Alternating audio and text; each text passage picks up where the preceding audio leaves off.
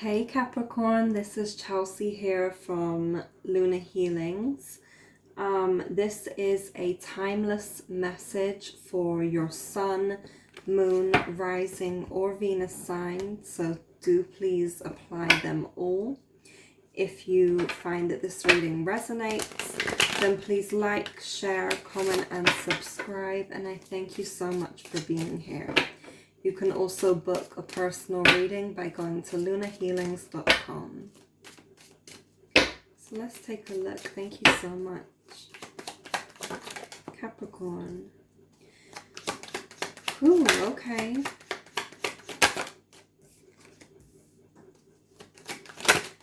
Capricorn, you're being asked to make some decisions. You're being asked to make some firm decisions when it comes to how you decide to operate and how you decide to move through your life.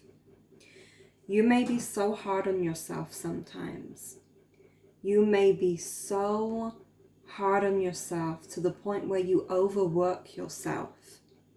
You overwork yourself, you overthink, you go above and beyond for what it is that doesn't need to really be gone above and beyond for.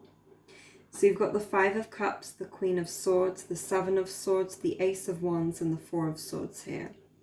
For some of you, I'm feeling as though in order for you to know what you want next, because some of you are in this period of being a little bit indecisive or a little bit unsure or uncertain of your next steps.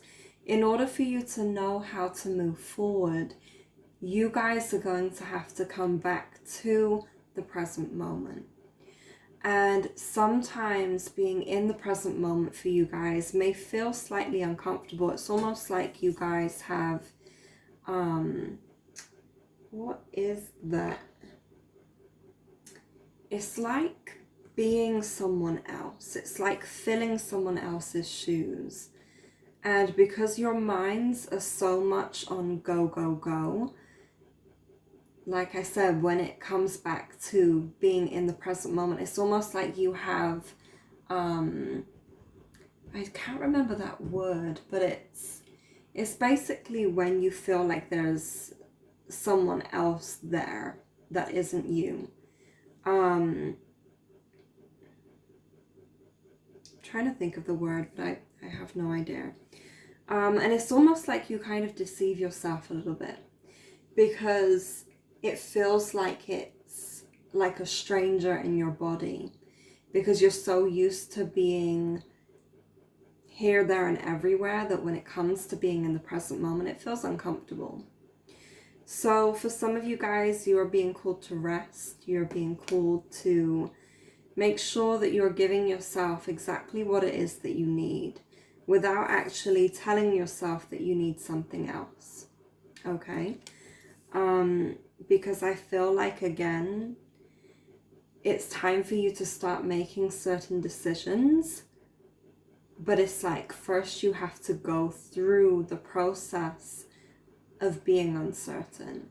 And this may be, you know, something that causes grief or causes some form of mourning here.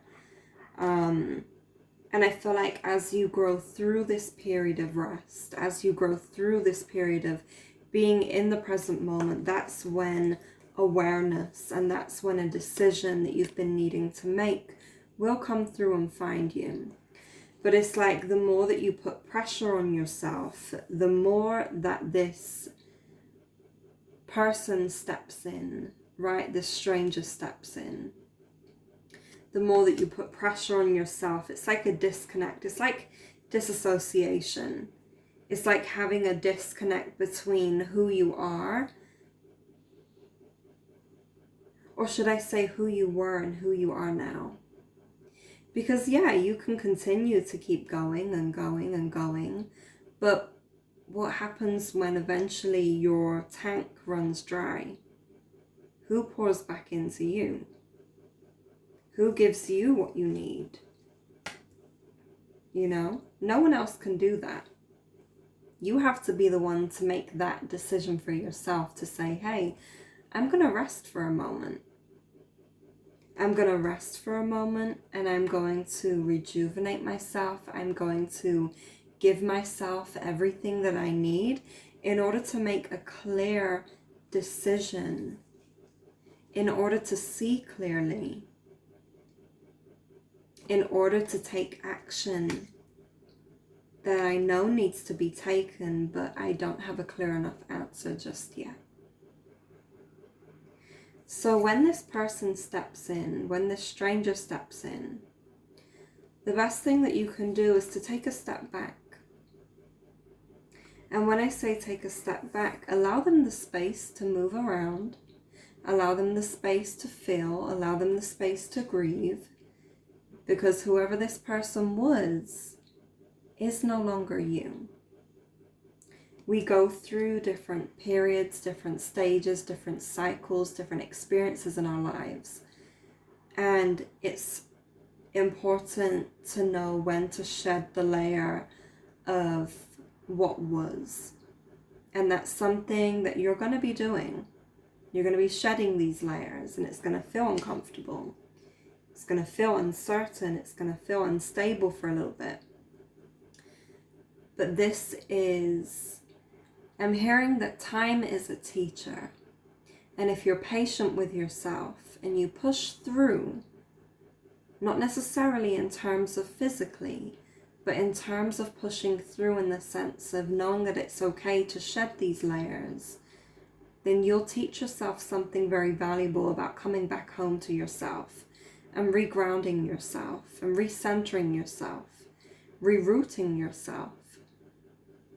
And again, if this person steps in, be patient with that person. This person is shedding. This person is grieving. Okay, you're grieving a part of yourself that was in the past or that once was. You are no longer this person anymore. So know that it's okay to grieve. It's okay to mourn. It's okay to embrace those aspects, but don't linger there for too long. Embrace those aspects. Breathe through it. Allow yourself the space, the time, and the patience that you need in order to provide yourself with the clarity and the confirmation needed to move forward. That's what you need. Thank you so much.